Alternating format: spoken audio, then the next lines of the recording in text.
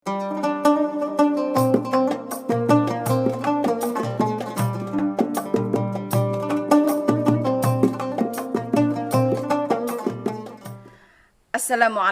warahmatullahi wabarakatuh. Bertemu lagi kita dalam pembelajaran sirah. Sebelum itu, marilah kita sama-sama menadah tangan, memohon doa kepada Allah Subhanahu wa taala agar pembelajaran kita pada hari ini mendapat keredaan dan keberkatan daripada Allah Subhanahu wa taala. Bismillahirrahmanirrahim. Allahumma aftah alaina hikmataka wansur alaina min khazaini rahmatika ya arhamar rahimin. Rabbi shrah li sadri wa yassir li amri wahlul 'uqdatam min lisani yafqahu qawli. Amin ya rabbal alamin. Baiklah, untuk pelajaran sirah tahun 6, kita masih berada dalam tajuk kewafatan Rasulullah sallallahu alaihi wasallam. Untuk hari ini, kita masuk tajuk suasana umat Islam selepas menerima berita kewafatan Rasulullah sallallahu alaihi wasallam. Apabila jasad mulia Rasulullah sallallahu alaihi wasallam dipisahkan dengan roh mulia Rasulullah sallallahu alaihi wasallam, maka tersebarlah berita mengenai kewafatan Rasulullah sallallahu alaihi wasallam di kalangan penduduk Madinah ketika itu. Bagaimanakah perasaan mereka? Kita tengok yang pertama, umat Islam merasa terkejut dan sedih dengan kewafatan Rasulullah sallallahu alaihi wasallam. Mereka terkejut dan sedih.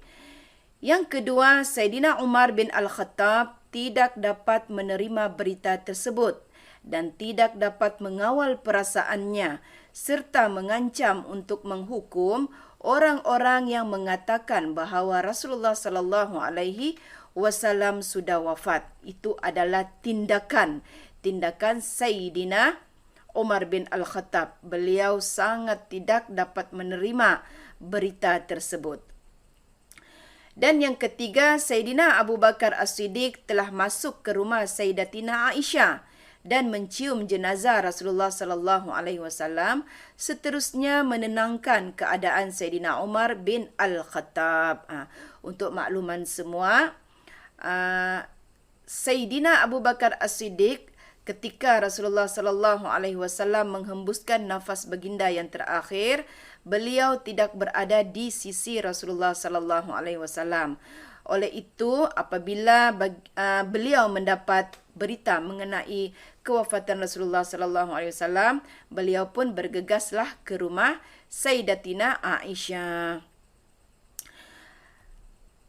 Ini yang dikatakan oleh Sayyidina Abu Bakar As-Siddiq kepada Sayyidina Umar. Wahai manusia, barang siapa yang menyembah Muhammad, sesungguhnya Muhammad telah wafat. Dan barang siapa yang menyembah Allah, sesungguhnya Allah Maha Hidup dan tidak mati. Lalu Sayyidina Abu Bakar As-Siddiq pun membaca ayat Al-Quran daripada surah Ali Imran ayat 144 yang bermaksud, bukanlah Muhammad itu melainkan hanya seorang rasul. Sesungguhnya telah berlaku sebelumnya beberapa orang rasul. Maka adalah jika dia mati, kamu akan kembali kepada agama asal kamu. Dan barang siapa kembali murtad, maka tidaklah ia mendatangkan mudarat kepada Allah Subhanahu wa taala sedikit pun. Dan Allah Subhanahu wa taala akan membalas kepada orang yang bersyukur pada Allah Subhanahu wa taala. Apabila sahaja Sayyidina Abu Bakar As-Siddiq membaca ayat tersebut, akhirnya Sayyidina Umar bin Al-Khattab telah menerima hakikat kewafatan Rasulullah sallallahu alaihi wasallam. Beliau pun menerima berita kewafatan Rasulullah sallallahu alaihi wasallam dan redha dengan ketentuan Allah Subhanahu wa taala. Seterusnya kita akan masuk tajuk Rasulullah sallallahu alaihi wasallam disemadikan.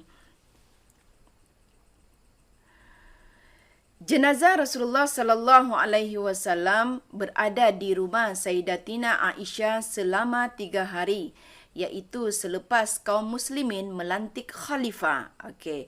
Khalifah yang dimaksudkan di sini ialah orang yang bertanggungjawab untuk mengurus pentadbiran negara Islam. Zaman khalifah berlaku selepas kewafatan Rasulullah sallallahu alaihi wasallam. Okey, kita lihat di sini orang yang terlibat memandikan jenazah Rasulullah sallallahu alaihi wasallam. Yang pertama di sini Ustazah senaraikan Sayyidina Ali bin Abi Thalib. Yang kedua dibantu oleh Al-Abbas. Al-Abbas merupakan bapa saudara Rasulullah sallallahu alaihi wasallam bersama anak beliau iaitu Al-Fadli dan Qasam. Seterusnya Usamah bin Zaid iaitu cucu angkat Rasulullah sallallahu alaihi wasallam. Usamah bin Zaid ini merupakan anak kepada Zaid bin Harisah. Dan seterusnya Syukran iaitu hamba yang dibebaskan oleh Rasulullah sallallahu alaihi wasallam. Mereka ini adalah merupakan orang yang terlibat dalam pengurusan memandikan jenazah Rasulullah sallallahu alaihi wasallam. Selepas dimandikan, baginda dikafankan menggunakan 3 lapis kain putih sahuliyah yang diperbuat daripada kapas. Sahuliyah di sini Ustazah ingin maklumkan kepada murid, Sahuliyah merupakan nama sebuah kampung yang berada di perkampungan negeri Yaman. Seterusnya, liang lahat baginda digali di bawah bilik Sayyidatina Aisyah, iaitu di tempat Rasulullah sallallahu alaihi wasallam wafat. Di bawah bilik Sayyidatina Aisyah inilah Rasulullah sallallahu alaihi wasallam dimakamkan. Orang yang menguruskan pemakaman baginda pertama Sayyidina Ali bin Abi Thalib, yang kedua Al-Abbas, yang ketiga Al-Fadli dan yang keempat Qasam. Mereka ini adalah orang yang terlibat dalam pengurusan pemakaman baginda. Selesai urusan pemakaman, Bilal bin Rabah pun menyiram pusara baginda dengan air. Di sini Rasulullah sallallahu alaihi wasallam meninggalkan 2 perkara, iaitu Al-Quran dan As-Sunnah. Dan alhamdulillah sehingga kini kita masih memegang peninggalan Rasulullah sallallahu alaihi wasallam, iaitu Al-Quran dan As-Sunnah. Selain itu, Rasulullah sallallahu alaihi wasallam pun meninggalkan para sahabat yang berhati mulia dan ikhlas berbakti demi agama Islam. Para sahabat inilah yang berjuang memperjuangkan agama Islam. Selepas berlaku kewafatan Rasulullah sallallahu alaihi wasallam, maka wujudlah zaman Khulafa Ar-Rashidin. Alhamdulillah, di sini Ustazah sudah selesai membuat penerangan kepada semua murid.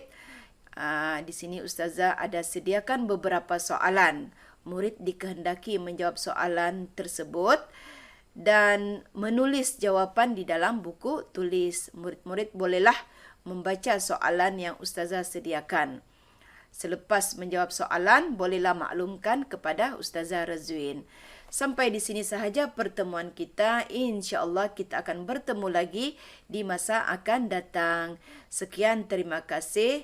Wabillahi taufiq wal hidayah. Assalamualaikum warahmatullahi wabarakatuh.